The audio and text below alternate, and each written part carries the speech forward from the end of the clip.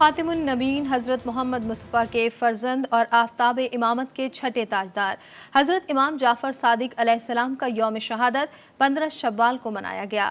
آپ کو صادق آل محمد کہا جاتا ہے، اسی بارے میں دیکھتے ہیں یہ رپورٹ۔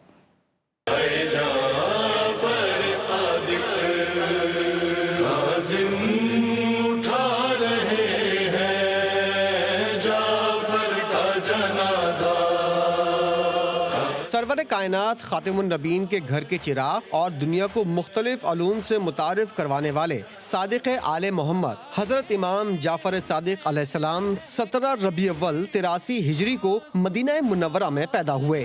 امام جعفر صادق کی کنیت ابو عبداللہ اور مشہور لقب صادق ہے۔ آپ کے والد حضرت امام محمد باقر علیہ السلام اور والدہ ماجدہ ام فروہ بنت قاسم بنت محمد بن ابی بکر ہیں۔ امام جعفر صادق نے اپنے والد کی شہادت کے بعد 31 سال کی عمر میں عوام کی ہدایت اور رہنمائی کا فریضہ سنبھالا اور آپ کا دور امامت 34 برسوں پر محیط رہا۔ آپ نے اسلام کی حقیقی تعلیم عام کی اور ہزاروں شاگردوں کی تربیت فرما کر عظیم علمی و فکری تحریک کی بنیاد ڈالی۔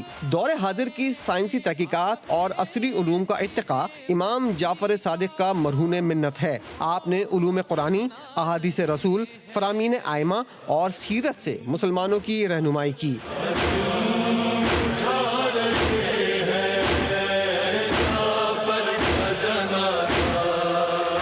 علم کیمیا پڑھایا تو جابر بن حیان بابا کیمیا کے نام سے مشہور ہو گئے۔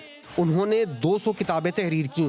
الجبرا کی تعلیم دی تو ابو موسیٰ الخوارزمی الجبرا کے بانی کہلوائے۔ علم نجوم اور فلکیات سے آگاہ کیا تو شاگردوں نے آپ کے ارشادات کی بدولت رصد، تقویم اور علم نجوم پر گراں قدر کتابیں لکھیں۔ آپ نے فلسفے کا درس دیا تو حشام بن حکم جیسے عظیم فلسفی سامنے آئے۔ آپ کے بارے میں حضرت امام ابو حنیفہ کہتے ہیں، اگر 2 سال امام جعفر صادق کی شاگردی کے نہ ہوتے تو نعمان ہلاک ہو جاتا۔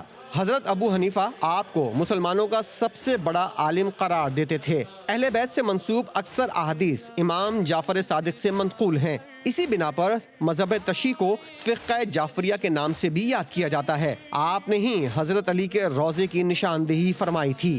حاکم وقت کے حکم پر حاکم بن سلیمان نے 15 شوال 148 ہجری 65 برس کی عمر میں آپ کو زہر دے کر شہید کر دیا۔